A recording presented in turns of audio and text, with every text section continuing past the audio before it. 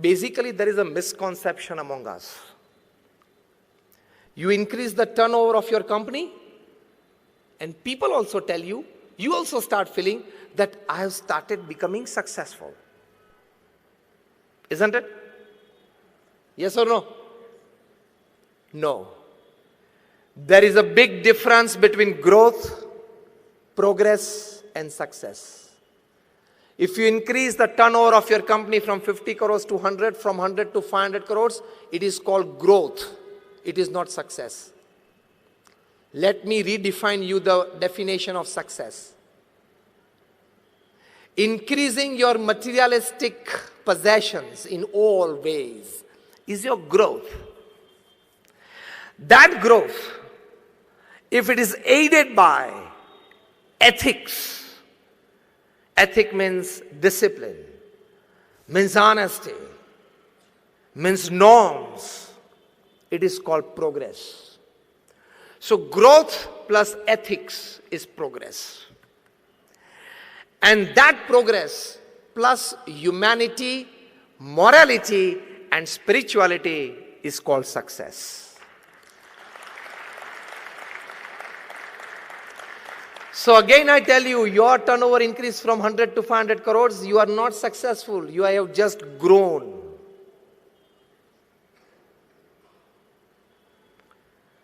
Aided by ethics, you have progressed.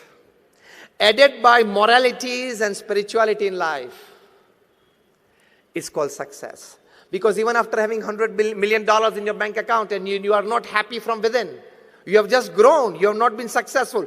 Successful word itself includes stability, happiness, and peace along with all types of your growth and progress. Now rethink your goals. You just want to grow or be progressive or want to be successful? So now, according to this definition, just raise your hands. How many of you want to be successful? That's fine, all of you. Be clear in your thinking. There is this difference between growth, progress, and success. Be very clear about it. Only then you will be able to rethink your goals and redesign your path to rebuild yourself. Let me talk to you about a person whom I have seen so closely for 30 years, observed every act of his life, very closely saw every deed of his life. Pramukh Swami Maharaj, the creator of Akshardham, which you have all been to. In his life, during his lifetime, the intense hard work that he did selflessly for the upliftment of people in all walks of life. He traveled to 18,000 villages in 60 countries of the world, selflessly to uplift people, to de-addict them, to culture them, to tell them that you must send your kids to school, into deep Adivasi, SC, ST areas of the country and elsewhere. People used to write him for their personal family issues. Such more than 7.5 lakh letters he read and answered in his lifetime at an unbelievable average of reading and answering more than 70 letters a day without a Sunday for 45 years. Not just blessings, a clear cut, do this or not. If you go back Monday morning to your office, anywhere where you come from all over the country, and you open your mailbox and you find like about 15 mails, 20 mails to answer before lunchtime, what would you feel? My goodness, first half gone. Pramukh Swami Maharaj answered 70 letters a day without a Sunday for 45 years. He met more than 500 people a day, personal audience to them, listening to their issues and guiding them well. He has been to Akshardham, such 1,300 campuses he single-handedly built and administered in 60 countries of the world. You all sitting here, you are handling one house, one family, one office, That is a manufacturing unit, one manufacturing unit, maybe a trustee or a patron somewhere in a couple of institutes, and by the end of the day, by the evening, you go mad. Isn't it? He single-handedly erected and administered well more than 100 hospitals, schools, hostels, and colleges. You go on number 8 National Highway from Abu to Mumbai, every 50 kilometers you will find our institute. He personally visited more than 3.5 lakh homes, offices, shops, and factories. Imagine. And I tell you, when it comes to NGO working, corporate working is easier than NGO working. If you are going in an NGO to this class, because in your corporate world, the system of working and relationship is pay and smile.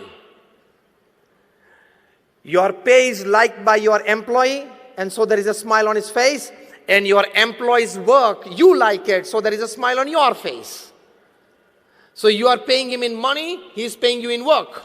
So it is called the pay and smile relationship.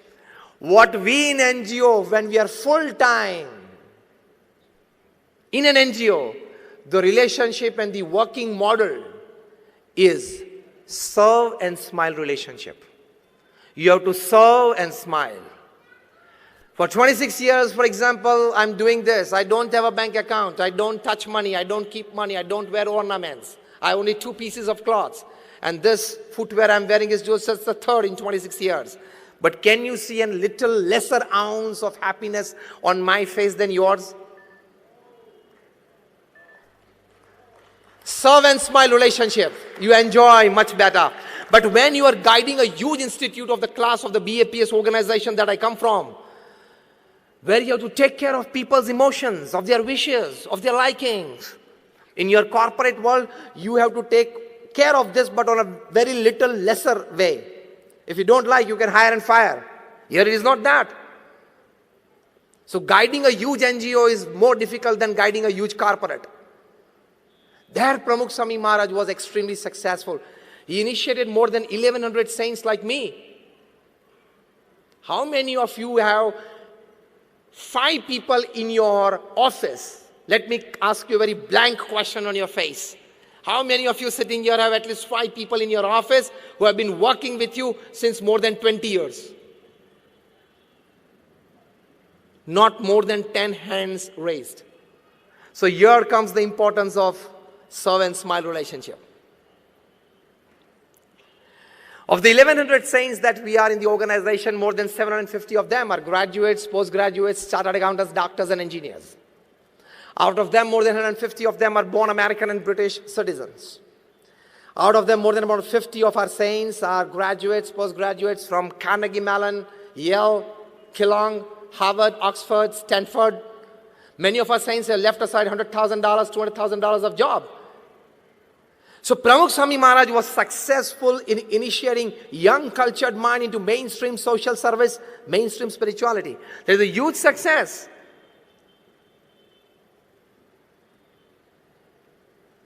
He worked with all his intelligence. He worked all with his emotions. He worked all with his spirituality in life. How? I tell you. Once he was asked, which thought remains with you 24/7? In your mind constantly. And he said, the thought that has never entered my mind. Shall I tell it first? And that was more interesting. Pramukh Swami Maharaj said, the thought of hurting anybody physically, mentally, or emotionally has never entered my mind. This is your richness from within. नहीं, ये office में नया आया है, शायद वो boss से बहुत नजदीक जा रहा है, इसको गिराना तो पड़ेगा. शायद आप गिरा दोगे, लेकिन आप भी एक दिन गिर जाओगे. The system is round and it comes back. छोटे थे तब फ्रिस्बी खेलते थे ना. You throw the frisbee in the air and it comes back in the same route. The law of karma applies. Live with this passion.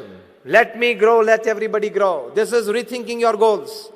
Let me enrich myself. Let my surrounding and people enrich themselves. Let me be wealthy, let him be wealthy. Let me work, let him work. Let me grow, let him grow. Let me be prosperous, let he be prosperous. Let me be happy, let he be happy. If you are driving a Hyundai of 25 lakhs and he's driving a Merc of 2 crores, don't envy. It is his destiny. It is his hard work. It is his luck. You are driving your luck, your destiny, your hard work. Simple. Remain satisfied. This should be your goal in life. Otherwise, your 25 lakh Hyundai car's joy will vanish within 1 week if you see a Merc parked beside you. And especially of your brother-in-laws.